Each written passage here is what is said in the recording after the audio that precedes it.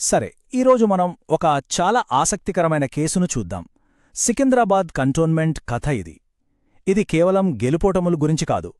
ఒక రాజకీయ వ్యవస్థలో ప్రజల నమ్మకమనే పునాది ఎలా కదులుతుందో, వారి ఆకాంక్షలు ఎలా మారుతాయో లోతుగా అర్థం చేసుకునే ప్రయత్నం. రండి, ఈ విశ్లేషణలోకి వెళ్దాం. ముందుగా ఒక్కసారి అంకెలు చూడండి. 2018లో గెలుపు మార్జిన్ 37,563 ఓట్లు. రాజకీయాల్లో ఇది మామూలు విషయం కాదు, ఒక బలమైన కోట లాంటిది. ప్రజలు తమ నాయకత్వంపై ఎంత నమ్మకం పెట్టారో ఇది చూపిస్తుంది. కాని కేవలం 5 ఏళ్లు గడిచేసరికి 2023 నాటికి ఆ మార్జిన్ సగానికి పైగా కరిగిపోయి 17,169కి పడిపోయింది. ఇంత పెద్ద మార్పు యాదృచ్ఛికంగా జరగదు కదా. ఇదొక స్పష్టమైన హెచ్చరిక, పునాదుల్లో ఏదో జరుగుతోందని చెప్పే సంకేతం. కాబట్టి అసలు ప్రశ్న ఇదే: తిరుగులేనిదిగా కనిపించే ఒక రాజకీయ కోట లోపలి నుంచి ఎలా బలహీనపడటం మొదలవుతుంది? ఏ చిన్న పగుళ్లు పెద్ద బీటలుగా మారతాయి?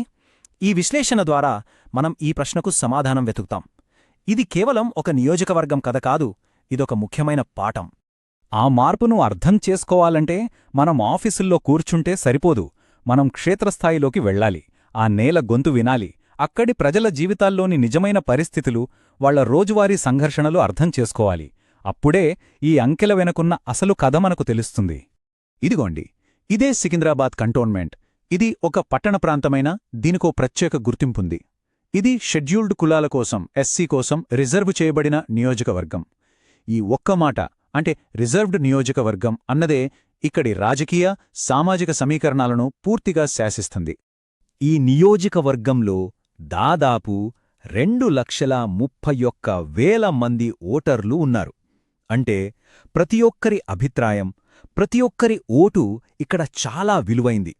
వాళ్ల సమష్టి నిర్ణయమే ఇక్కడి రాజకీయ భవిష్యత్తును నిర్దేశిస్తుంది. ఈ ఓటర్లలో దాదాపు 40% మహిళలు. ఇది కేవలం ఒక అంకె కాదు, ఇది ఒక నిర్ణయాత్మక శక్తి. పైగా ఇక్కడ స్వయం సహాయక బృందాలు చాలా బలంగా ఉన్నాయి. అంటే వాళ్ళు రాజకీయంగా చాలా చైతన్యవంతులు. వారి సమస్యలను, వారి ఆకాంక్షలను విస్మరించి ఏ పార్టీ కూడా ఇక్కడ ముందుకు వెళ్లలేదు. కాని ఇక్కడో చాలా బాధాకరమైన విషయముంది. సుమారు 30,000 మంది మురికివాడల నివాసితులకు ఓటు హక్కు లేదు. మన రాజ్యాంగం ప్రతి పౌరుడికి గౌరవంగా బ్రతికే హక్కు ఇస్తుంది. కాని తమను ఎవరు పాలించాలో ఎన్నుకునే ప్రాథమిక హక్కు కూడా లేకపోవడం, అది ఆ గౌరవానికి పెద్ద దెబ్బ కదా. ఇది కేవలం ఒక సంఖ్య కాదు, వ్యవస్థ పట్టించుకోని వేలాది జీవితాల కథ. ఇక్కడి ప్రజల జీవితాల్ని పట్టిపీడిస్తున్న అతి పెద్ద వ్యవస్థాగత సమస్య ఈ ద్వంద్వపాలన. అంటే ఒకే ఇంట్లో 2 యజమానులున్నట్టు. కొన్ని పనులు జీహెచ్ఎంసీ చూస్తే మరికొన్ని కంటోన్మెంట్ బోర్డు చూస్తుంది. ఈ రెండింటి మధ్య సమన్వయం లేక రోడ్లు, నీళ్లు, పారిశుద్ధ్యం లాంటి కనీస అవసరాలు కూడా తీరవు. మధ్యలో ప్రజలు నలిగిపోతున్నారు.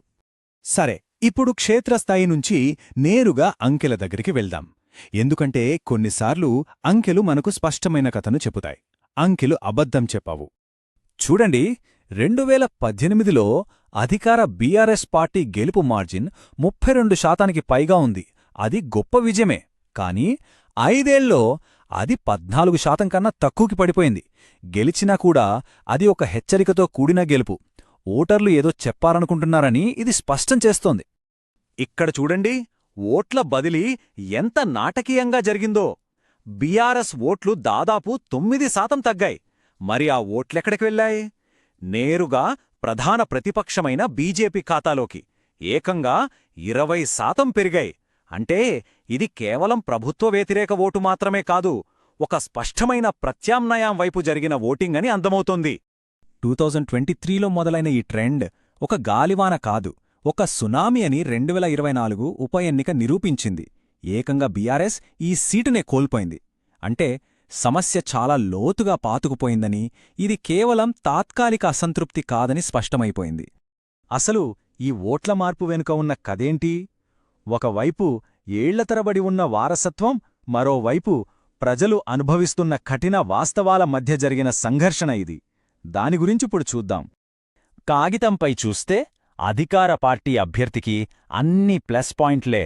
5 సార్లు గెలిచిన తండ్రి వారసత్వం, ప్రభుత్వ పథకాల ప్రచారం, జనాలకు బాగా తెలిసిన పేరు, ఇవన్నీ చూస్తే సులభంగా గెలిచేయాలి కదా. కాని క్షేత్రస్థాయిలో వాస్తవికత వేరేలా ఉంది. కాని ఆ పథకాల వెలుగులు చేరని ఒక చీకటి కోణం ఉంది. అది ప్రజల ఆవేదన. త్రిమూల్ ఘేరిలోని భారీ చెత్త డంప్ గురించి ఒక నివాసి ఏమన్నారో వినండి. ఇది బతుకుండగానే నరకం. ఈ ఒక్క మాట చాలు వారి అసంతృప్తి ఏ స్థాయిలో ఉందో అర్థం చేసుకోవడానికి. ఇది ఒక్క చెత్త సమస్యే కాదు. 4 రోజులకోసారి నీళ్లు, గుంతల రోడ్లు, పారిశుద్ధ్యం లేని మురికి వాడలు, ఈ సమస్యలన్నీ కలిసి వారి అసంతృప్తిని పెంచుతూనే ఉన్నాయి. వాళ్లు అడిగింది ఒక్కటే, మమ్మల్ని జీహెచ్ఎంసీలో కలపండి, మా బతుకులు బాగుపడతాయి అని. కానీ ఆ డిమాండ్ నెరవేరలేదు. దీంతో ప్రతిపక్షాలకు ఒక బలమైన అస్త్రం దొరికింది. ఒకవైపు వారసత్వ రాజకీయాలు అని విమర్శిస్తూనే, మరోవైపు కనీస అవసరాలు కూడా తీర్చడం లేదు అనే ప్రచారాన్ని బలంగా ప్రజల్లోకి తీసుకెళ్లారు. ఈ 2 అంశాలు కలిసి అధికార పార్టీకి పెనుముప్పుగా మారాయి. సరే, ఇప్పటివరకు సమస్యను విశ్లేషించాం. మరి పరిష్కారమేంటి?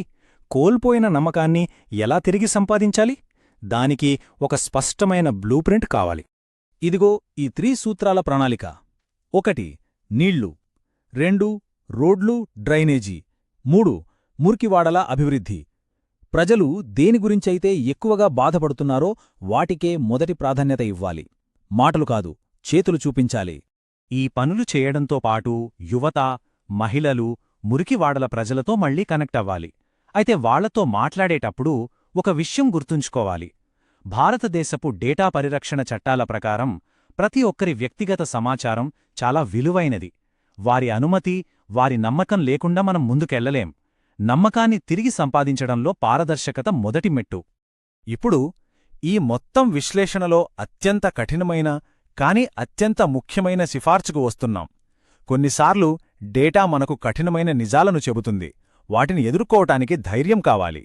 ఈ డేటా, ఈ క్షేత్రస్థాయి వాస్తవాలు, ఈ ఓటర్ల అభిప్రాయాలు అన్నీ కలిసి ఒకే ఒక్క దారిని చూపిస్తున్నాయి. తప్పించుకోడానికి వీల్లేని దారి. ఆ సిఫార్సు ఇదే: అభ్యర్థిని మార్చాలి. ఇది వ్యక్తిగత విమర్శ కాదు, ఇది ఒక వ్యూహాత్మక అవసరం. డేటా స్పష్టంగా చెబుతోంది, మార్పు జరగపోతే మరో ఓటమి తప్పదు. కాబట్టి పార్టీ క్షేత్రస్థాయి నుంచి వచ్చిన కొత్త నాయకత్వంతో మళ్లీ మొదలుపెట్టాలి. సమస్య వ్యవస్థలో ఉంది, వ్యక్తులతో కాదు. చివరిగా ఒక ప్రశ్న: కుటుంబ వారసత్వాలు బలంగా ఉన్న మన రాజకీయాల్లో ఒక పార్టీ ఆ వారసత్వాన్ని పక్కనపెట్టి డేటా చెప్పిన కఠిన నిజాన్ని అంగీకరించగలదా? దీనికి సమాధానం గురించి ఆలోచించండి. ప్రజలను కేంద్రంగా చేసుకుని నాయకత్వం వహించాలని, తమ నియోజకవర్గాన్ని అభివృద్ధి పదంలో నడిపించాలని ఆకాంక్షించేవారు blueprintstrategies.ai ని mgir@blueprintstrategies.ai వద్ద సంప్రదించండి, లేదా 08042041602కి కాల్ చేయండి. రాజకీయాలకు అతీతమైన లక్ష్యం.